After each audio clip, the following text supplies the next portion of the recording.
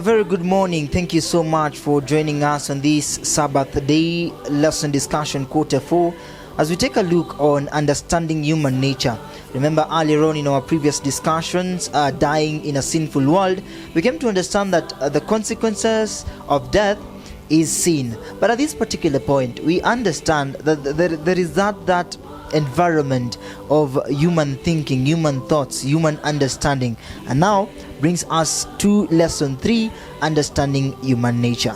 Earlier on also we discussed about statements intention, whereby there is a voice of the Lord, but there is a voice of the serpent, where thus a human had now to make a clear substitute on the understanding between the voice to hear. The Lord said that when you eat of the fruit ambayo nimewakataza, you will die. But here comes the serpent, says that you shall not die. Now the tension comes in when man needs to make now a clear step after this voice. That much and more coming on your way with mwalimu hapa ambayo tutakuwa tunaendelea na mahojiano na mazungumzo ya lesson 3. Thank you so much for joining. It's a wonderful Sabbath morning that the Lord has made. You've got some introductory part on that. What is your feeling on lesson 3? Okay, thank you. Good morning, viewers. Elder William Onyuna here from Madare North.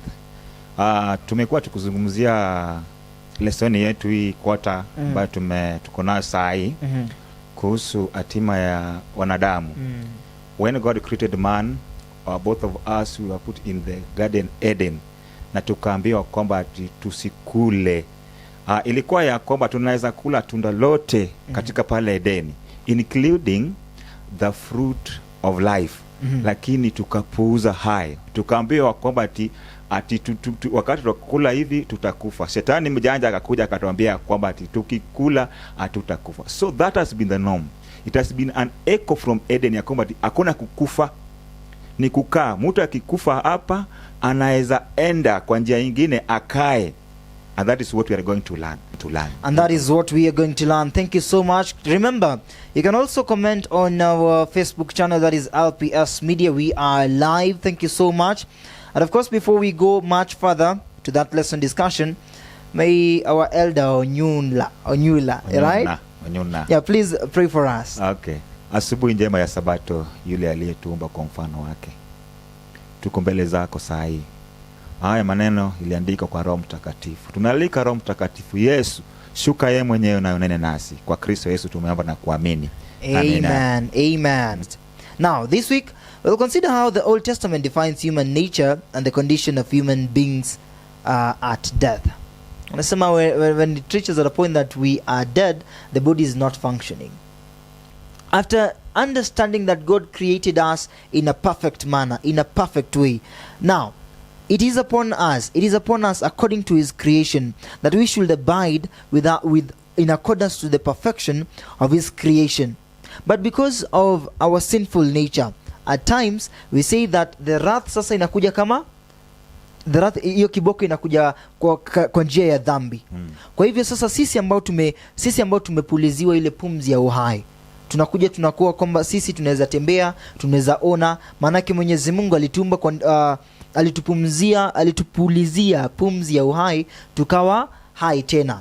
Basi sisi ni living beings. Amen. What is your take on that? Mungu wakati alikuwa naumba tunaenda kupata hiyo mbele. Alichukua udongo alafu akapulizia. So akipulizia inatupatia something we call a living soul. Now that is what we call somebody who is living. Na breath, hiyo pumzi yake inapotoka tunabaki to dust. So this is how human being are. A living human being ni yule anayetembea. It is a udongo pamoja na pumzi ya Yesu. Ikitoka hivi inabaki dust. So ikitoka tunakufa. And that is how we are women. There is a question I was asked. Was it a must that God uses udongo kutengeneza mwanadamu?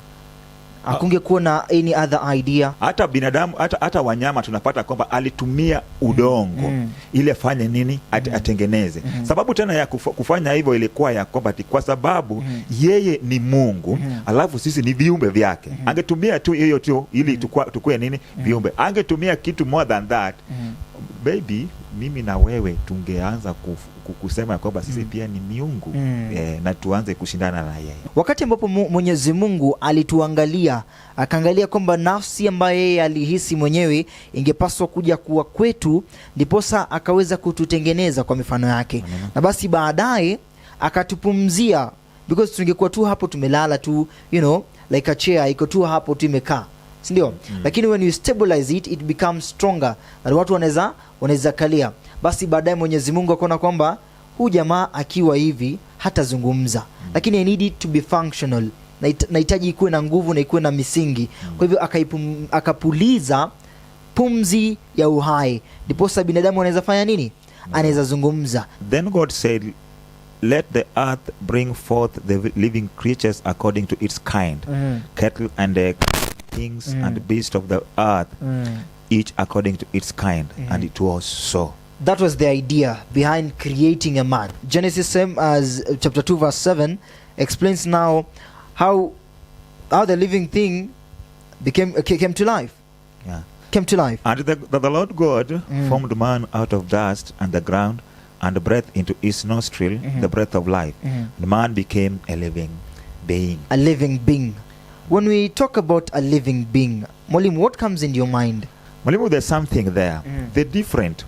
Kwa sababu tukisoma hapo mbele tunapata kwamba wanyama pia Mungu mwenyewe alitumia udongo kuwaumba. Tofauti iko wapi na sisi na wanyama? Tofauti ni hili. Our creation was special. Kwa sababu sisi wenyewe alituguza na mkono wake.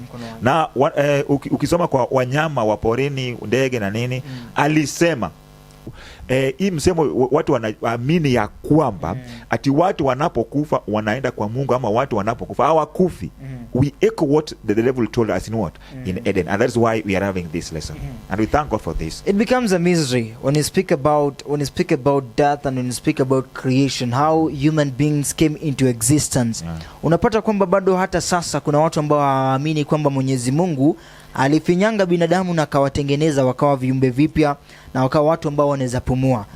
Do you feel that we still maintain the scientific reasoning, or we just maintain the creation theory?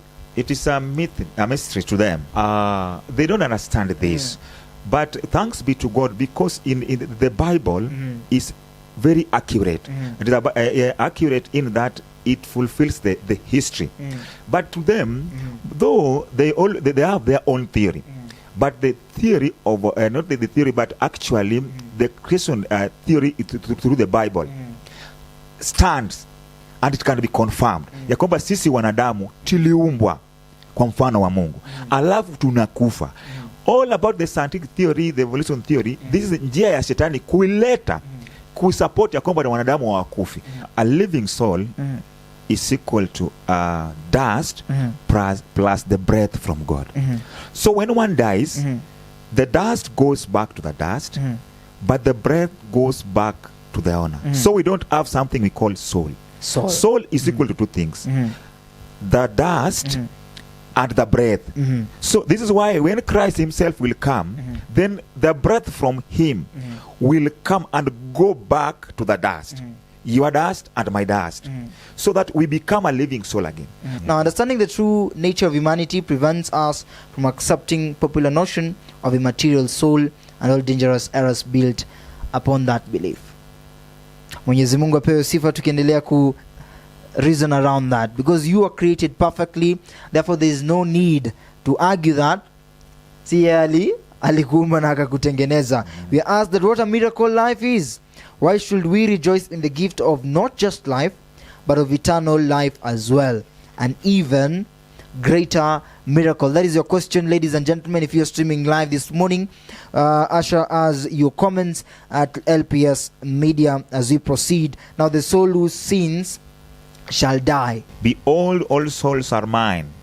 The soul of the Father as well as the soul of the Son is mine.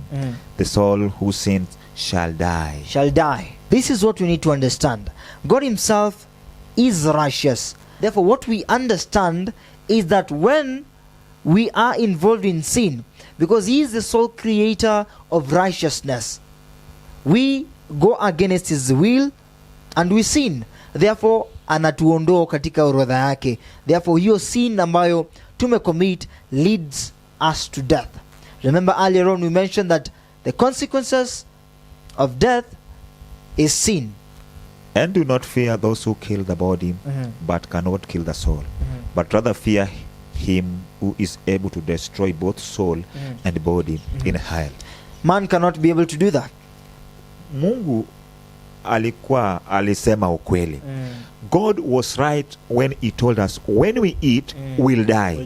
That is what we get now. It is our fate, we as human beings. But thanks be to God. Why? Because our death is now narrowed to a sleep. That is why when Jesus said that when Lazarus died, Jesus did not say that he died. He said that he's sleeping.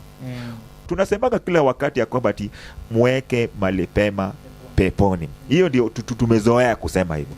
But tunapata ya kwamba ati vile tulisema kwamba ati a living soul can never exist on its own. It is dust plus the breath of God. Inapotoka hii inaposema kwamba a soul who sins shall die, inamaanisha kwamba ati it is now a living being who sins will do what will automatically die. Ndio maana Biblia inasema kwamba wale wote wanaamini Yesu atakuja kuamsha yule kuamshwa yule alikuwa analala. Lakini wale hawatakombolewa, Biblia inatambua kwamba watakufa milele. On the bread of life, everyone who sees the Son and believes him may have everlasting life. Is not that what we want? The bread of life that will bring us the everlasting life. But at this particular point, in reading that verse, I want us to understand the spirit returns to the owner who is the creator, who is the Lord. The Bible says, then the dust will return to the earth as it was, and the spirit will return to God who gave it. Mwalimu, hapa ndio watu wanatokanga nje. Watu wanasema kwamba ingawa soul haendi kwa Mungu, lakini kuna kitu inarudi kwa Mungu. The Bible tell us ya kwamba the spirit goes back to the Father. But if you come back to Genesis 2:7, what goes back to the Father is the breath. The breath. So for us to understand this, please let's consult other versions. Then we go back to the original Bible. Inatuambia nini? Ya kwamba it is the breath that goes back. We should never be confused watu wanaposema ya kwamba kuna kitu inarudi kwa Baba. Na hiyo kitu inarudi kwa Baba. Baba kuna story ya kuweka. Why are we learning this? Kwa sababu kuna mafundisho hapa nje ya kwamba watu wanapokufa wanaenda kwa Mungu ama kuna mali wanaenda.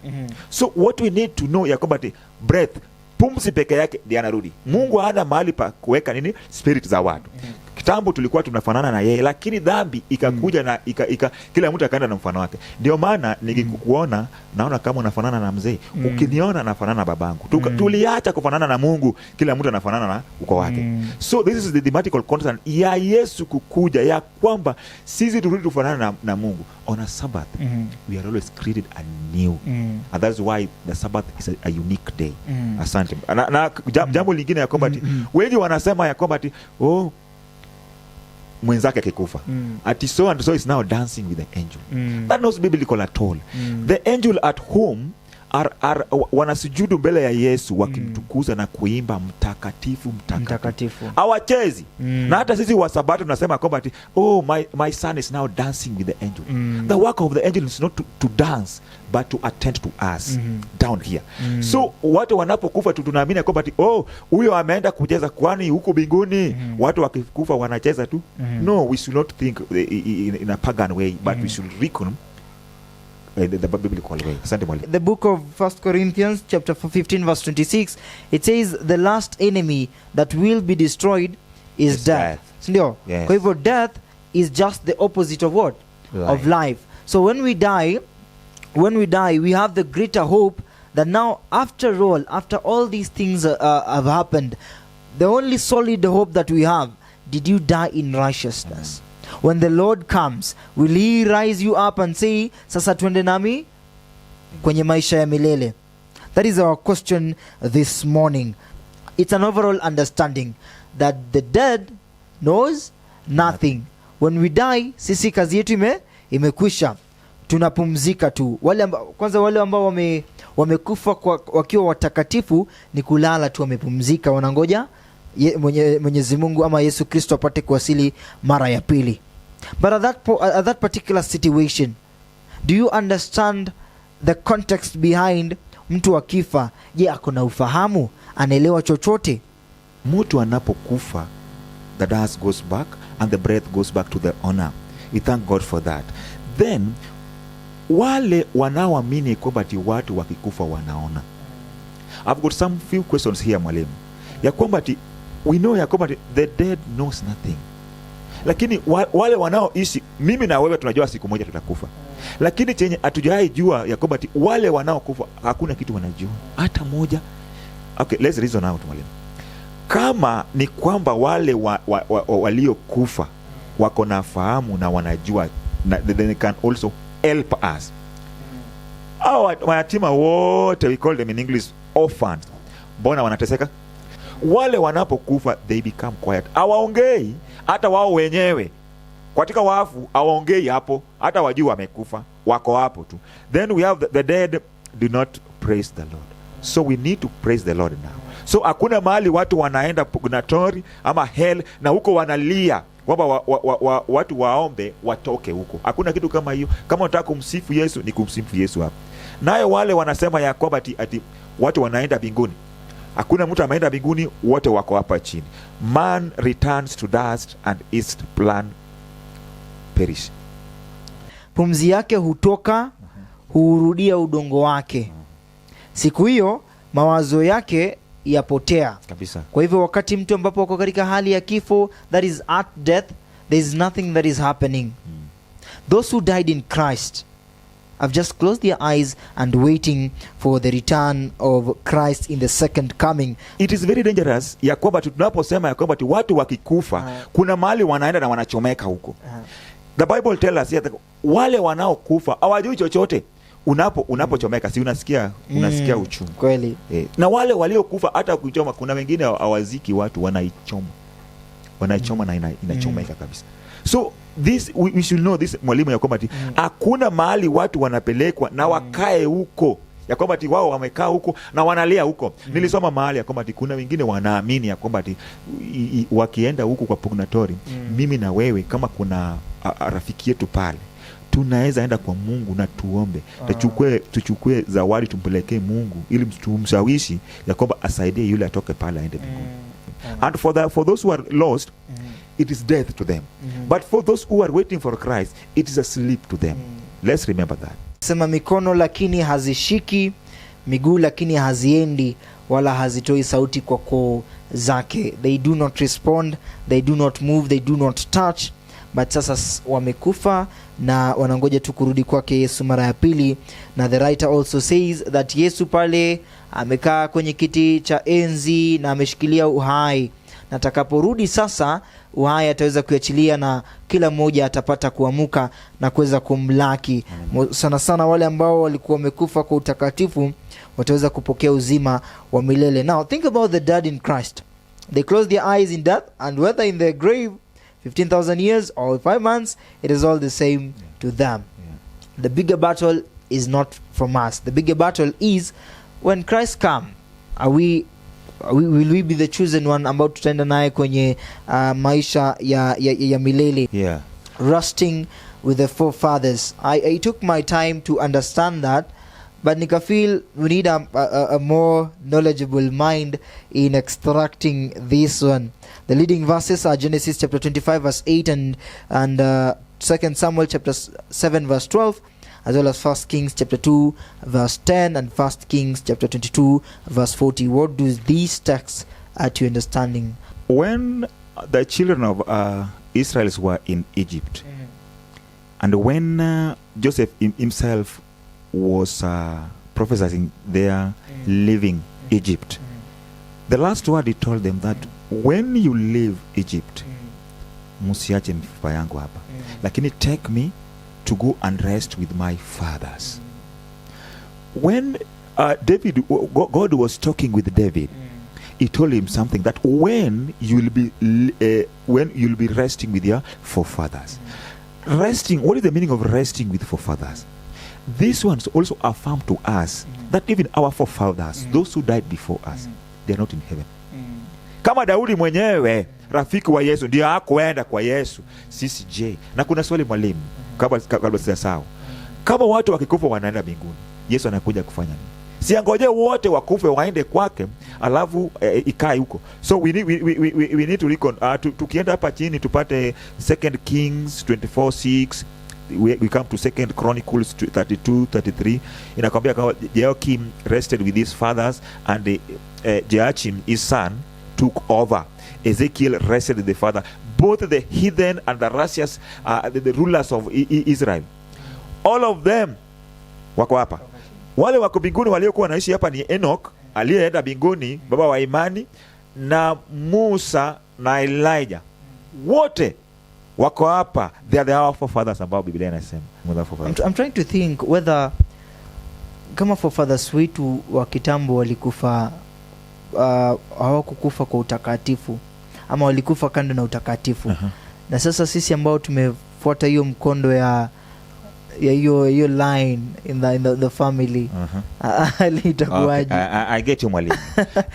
To us, we have our own time, and we have our own time to better our faith with who? With Christ, so that when Christ will come, when our forefathers did not get it, we have got a chance now to mend it. When our forefathers did it right, we still have the chance to do it the way they do what? They did it. So when Christ will come, Musa water. But it is to us we decide whether when we die we will be sleeping, or when we die we will die. And meaning when the Bible talks about death, it means second death. Kifo cha milele. It's our chance to rectify our mistakes na kuanza kutembea kwa utakatifu na kusudi la Mwenyezi Mungu. Na vile vile I'm trying to think of kama Said vile ulimwengu kuna watu wengi, na mwalimu you're saying that our forefathers they are still sleeping. What if Christ comes now? How many people will be risen? When Christ came, when a friend Lazarus was dead, he had to call Lazarus, come out. Why did he not say come out? All the righteous could have risen. Wow, nice. And he had to specifically call. So when Christ himself will come, he will say come out, and in that sound everybody who is dead will hear his voice. Only the righteous. Akona wengi ambaye tayari wamemjua. So when many will be resurrected, there will be very many. Watu watakuwa wengi, naomba kwamba mimi pia niwe pale. Of course, one is the understanding. Now two is the breath of life, the breath of life that gives life to a human being. Thereafter, we come now to a conclusion that we say that this now is a point of death. Is a point of death. Now when we clear our minds and understand now, mimi nataka kufa kwa utakatifu. That is the moment that we understand that indeed God did the marvelous and the perfect thing. Hatima yetu ilikuwa tukufe milele. But Christ narrowed it to a sleep. Amen. We were to die eternally.